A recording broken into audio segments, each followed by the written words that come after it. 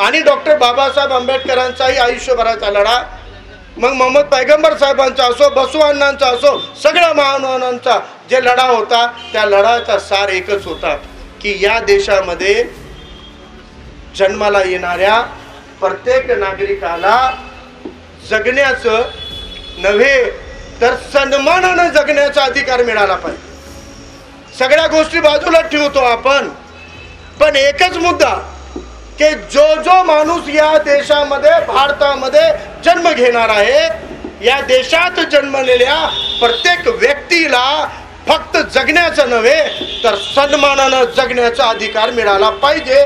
हा एकूण या सगळ्या महामानवांच्या लढ्यातला मूळ मुद्दा होता.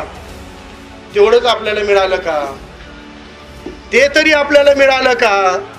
इतकं तरी आपण 71 वर्षामध्ये मिळवू शकलो का?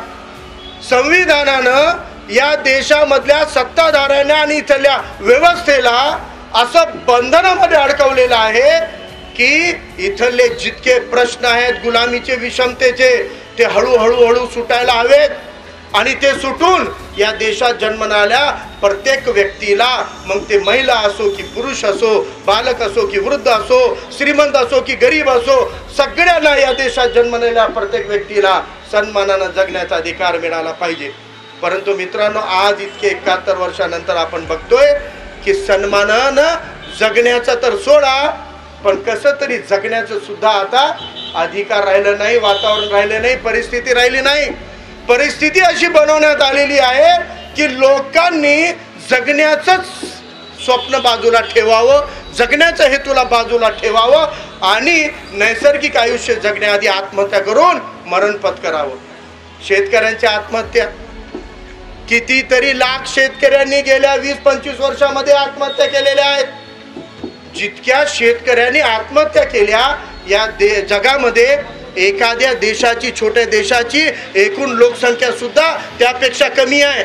एखाद्या देशाच्या लोकसंख्येच्या पेक्षाही जास्त शेतकऱ्यांनी गेल्या 25 वर्षामध्ये या देशामध्ये आत्महत्या केलेल्या आहेत.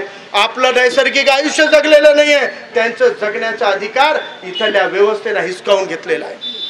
कितीतरी विद्यार्थी बघतोय आपण, अशी स्पर्धा बनवण्यात आलेली आहे की शिक्षण हा सक्तीचा मोफत तर सोडाच, शिक्षण हा सर्वसामान्य गरीब दारिद्र्यात असलेल्यांचा सोडाच हो, पण मध्यम वर्गाच्या आवाक्यामध्ये राहिलेला नाही आहे.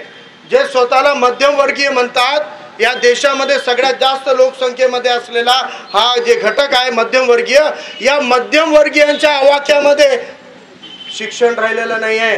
ते आपल्या मुलाला